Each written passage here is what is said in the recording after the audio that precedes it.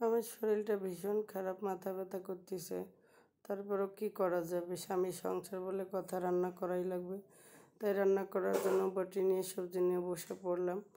দেখি বেকুব বেটা চুলটা আহ্লাদ করি একেবারে তেলের বোতল নিয়ে এসে আমার মাথার দেওয়ার জন্য অস্থির হয়ে গেছে। তা করলাম এত করি যখন চোখ দিয়ে তাকানোর মতো ক্ষমতাও তেমন নেই। তারপরও রান্না কোটা বাছা করতেছি, রান্না করতে হবে।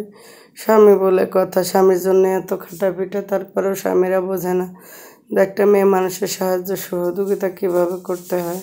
মাথায় তেলটা দিবে, দেখেন ব্যাঙের মতো সরাসরি লাপালাপি করে তেল দিয়ে দিচ্ছে। মনে হচ্ছে না জানি আমি কত উড়াধুরা একেবারে করতেছে সে। আমারও শরীরটা খারাপ, কথা বলতেও ভালো লাগতেছে না, কেটেই চলছে তরকারি। ওর সাথে কোনো কথাবার্তা বেশি বলতেছি না, শুধু ভালো লাগতেছে না বিধায় একটু দীর্ঘশ্বাস ছেড়ে আল্লাহর নাম নিলাম। আল্লাহ তুমি আমাকে রক্ষা করো, ভালো করো, সুস্থ করো, এই বলে দীর্ঘশ্বাস ছেড়ে আবার কোটা বাসায় নজর দিলাম।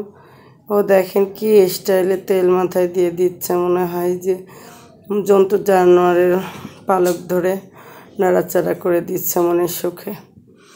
তো এই হচ্ছে স্বামী। আর আমাকে দেখেন, মনে হচ্ছে গ্রামের এই অসহায় মেয়েগুলো জন্মই হচ্ছে স্বামীর সেবা করার জন্য। যত অসুস্থতাই হোক, শরীর যত না চলুক, তারপরেও কাজ করতে হয়।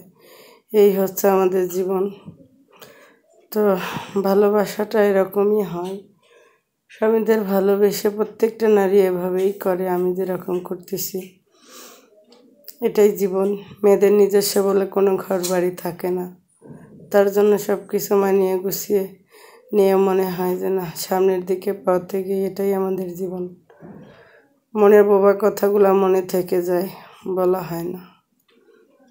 কে বুঝবে? স্বামী বুঝবে? ও নিজের মতো করে কাজ করতেছে।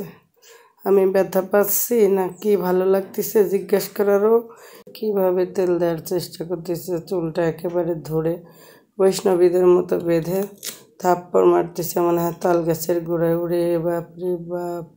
তেল দেওয়া দেখে মনের দুঃখে আমার বনে যেতে ইচ্ছা করতেছে, উপায় নেই, রান্নাটা তো করতেই হবে। তাই বসে বসে সহ্য করতেছি। অনেক ঠান্ডা, তাই কথা বলতে হয়তো মাঝখানে একটু অসুবিধা হয়ে গেল। তোমরা দোয়া করবে আমি যেন সুস্থ হতে পারি, তোমাদের সাথে অনেক ভালো ভালো ভিডিও নিয়ে আসতে পারি। ক্রিয়েটর জগতে নতুন, তোমাদের সাহায্য সহযোগিতা পেলে কাজ করতে পারবো ভালোভাবে। সুস্থ অসুস্থতা সব নিয়ে তোমাদের সাথে শেয়ার করব। ওকে বললাম একটু চুলটা উঁচাতে বেঁধে দাও, কীভাবে দিচ্ছে দেখেন, মনে হচ্ছে মাথা থেকে চুলগুলো সব উপড়ে ফেলবে, এত পরিমাণ ব্যথা লাগতেছে। ও মনের মতো করে ঝাঁকাতেই আছে। এই হচ্ছে আমাদের জীবন, শত ব্যথা সহ্য করাই নারীদের ধর্ম। মাথার একটা ক্লিপ খুঁজে পাচ্ছে না, যেটাকে বলে কাঁকড়া বেনি, ধার ওধার সব পাশেই খুঁজতেছে। অবশেষে আমাকে হেল্প করে দিতে হচ্ছে ওকে, যে দেখো ওখানেই আছে, ওখানেই আছে, বিছানাতে রেখেছি। খুঁজে ফিরে অবশেষে পাইল। চুলটা বেঁধে দেওয়ার স্টাইল দেখেন, মনে হচ্ছে ও চুল আমি জীবনে কখনোই বাঁধিনি। এই হচ্ছে বিশ্ব জয় করা আমার স্বামী।